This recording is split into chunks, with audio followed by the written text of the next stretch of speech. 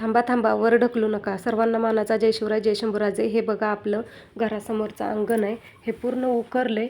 ह्याला मी आता सारवणार आहे. इथं पाणी घेतलंय, झाडून सारवणार आहे बरं का. हाताने काय आता पहिल्यासारखं कोण सारवत नाही.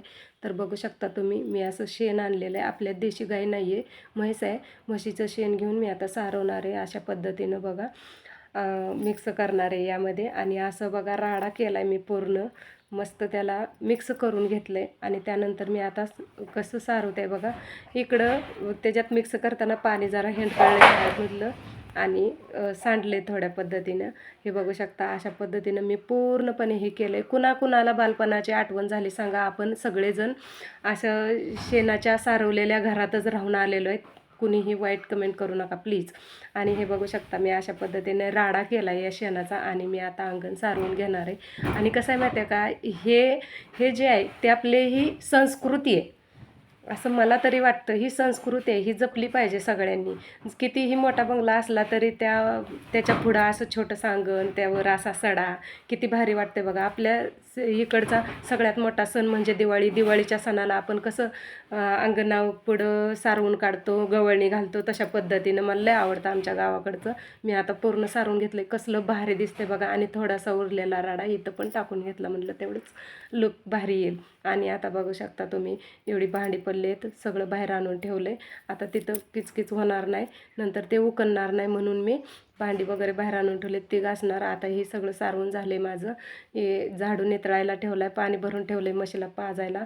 तोपर्यंत इकडं बघा बघा गाईचे गोचडी कसं खायला लागलं आहे तोडून तोडून. आमच्यात बगळे 7-8 बगळे असतात बरं का पाळीव.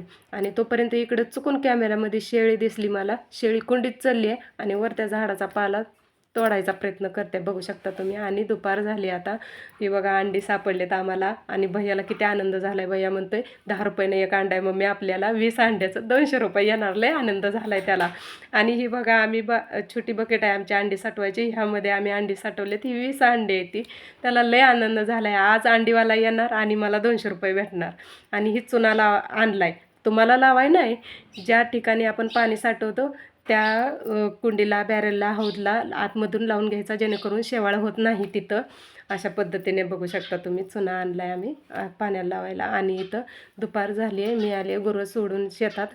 आणि इकडं बघू शकता तुम्ही कुसळं पूर्णपणे झालेत म्हणून शांत गुरं खायला लागले. दिवस मावळायला आला आहे आता, पूर्ण कुसळ झालेत.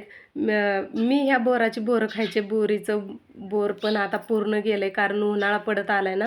तुम्ही बघू शकता कुसळ पूर्णपणे झालेत. आणि संध्याकाळ झाली आहे बघा. दाजींना लय गारठं लागते म्हणून कोट घातला आहे. आणि कोटमध्ये 2 गुडघं घातलेत. कसं तुम्ही त्यांची बसण्याची पोझिशन बघू शकता. असायलाच एवढं एवढं चिंगळा येतं आणि त्यात अजून अशी पोझिशन बसले. तुम्हाला हसू आलं का नाही दाजींना बघून सांगा कमेंट करून. अहो दीदी भैया माझे मोठे दिसतात दाजी, तुम्ही बाय.